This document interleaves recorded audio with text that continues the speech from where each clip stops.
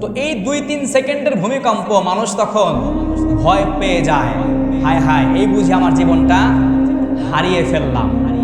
এই ভূমিকম্পের কথা আল্লাহর কোরআনে আছে না নাই? আছে।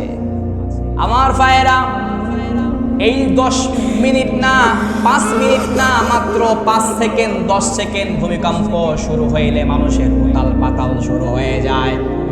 কোথায় যাবে, কি করবে, কার সঙ্গে কথা বলবে? মুসলমান, ভূমিকম্প যদি প্রতিনিয়ত এরকম চলতেই থাকে, পৃথিবী লন্ডভন্ড হয়ে যাবে। কোথায় কে হারিয়ে যাবে?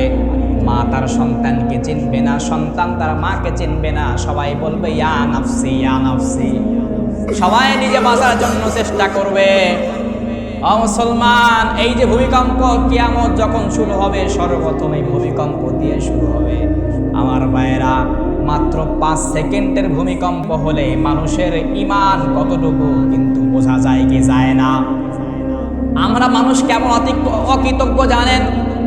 মানুষ যখন বিপদে পড়ে, ভূমিকম্পের মধ্যে যখন পড়ে যায়, লঞ্চের মধ্যে আসে ঝড় যদি উঠে যায়, মানুষের যখন টাকা পয়সার দরকার হয়, মানুষ যখন অসুস্থর মধ্যে পড়ে যায়, অসুস্থ হয়ে গেলে আল্লাহ আমাকে আর একটা বার বাঁচার সুযোগ করে দেন, ইবাদত ছাড়বো না।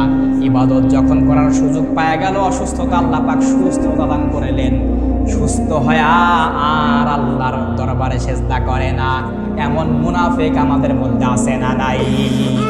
এদের সম্পর্কে আল্লাহ পাক বলছেন, ফাইদা রাকিবু ফিল ফুলকি দা'আবুল্লাহু মুখলিসিনা লাহুদ্দিন।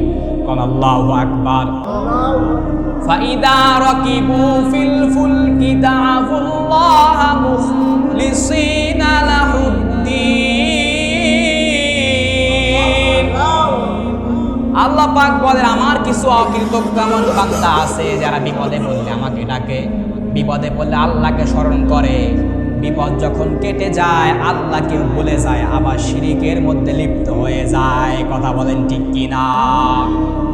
ভূমিকম্প যখন শুরু হয়ে যায়, জীবন মরণের প্রশ্ন যখন চলে আসে, কে হিন্দু, কে মুসলিম, কে অমুসলিম, কে নাসারা, কে ইহুদি, কেউ আর কারো কোনো ক্ষমতার খবর থাকে না। সবাই শুধু আল্লাহকে ডাকে, মনে মনে আল্লাহর নাম বলে, জোরে জোরে আল্লাহর নাম বলে। বিপদে পড়লে তখন মানুষ আল্লাহকে ডাকা শুরু হয়ে যায়।